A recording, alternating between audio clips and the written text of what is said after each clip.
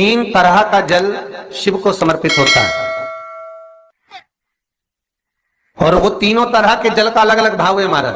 पहला जल सादा, घर से पानी लेकर गए, जल लेकर गए, शंकर को चढ़ाया, वो हमने घर का अपना एड्रेस बता दिया, भगवान शिव को जल चढ़ाकर अपने आनंद के लिए शंकर से कुछ प्राप्त कर लिया। दूसरा जल, जल के कलश में थोड़ा सा इत्र डालकर शंकर को जब समर्पित करते हैं तो महाराज घर में अगर कोई व्यक्ति बहुत रोगीला है, बहुत रोगीला, एक शिव महापुराण में, स्कंद पुराण में, नर्मदा पुराण में, भविष्य पुराण में, अग्नि पुराण में, नारद पुराण में, बरहा पुराण में, वामन पुराण में जितनी चीजें लिखी गई है एक एक प्रैक्टिकल कर कर देखो तो शिव महापुराण, स्कंद पुराण का ये भाव याद करिए कि एक लोटे पानी में इत्र मिलाकर, जल में इत्र मिलाकर, बहुत रोगीला व्यक्ति, बहुत बीमार व्यक्ति है, एक लोटा पानी उसका हाथ का स्पर्श कराकर शंकर को चढ़ाना प्रारंभ कर दीजिए। महाराज केवल 5 या 7 दिन चढ़ाओ और वो 7 दिन के बाद में उस बीमार व्यक्ति का क्रम देखिए कि उसमें कितना आराम लगा है। औषधि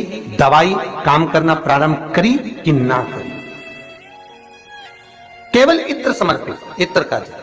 तो पहला जल सादा, दूसरा जल है इत्र का, और महाराज तीसरा जल जो शिव महापुराण के अंतर्गत कहा गया है बेल पत्र का जल।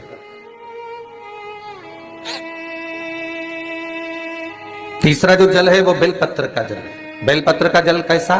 तो महाराज शिव महापुराण की कथा कहती है कि जल के पात्र में एक बेलपत्र अंदर डालकर उस जल के पात्र को ले जाकर शिव को समर्पित करना, अर्थात अपनी मन की कामना भगवान शंकर से कह देना, केवल बेलपत्र के माध्यम। बोलना नहीं है हमको, कुछ हमें कुछ कहना नहीं है।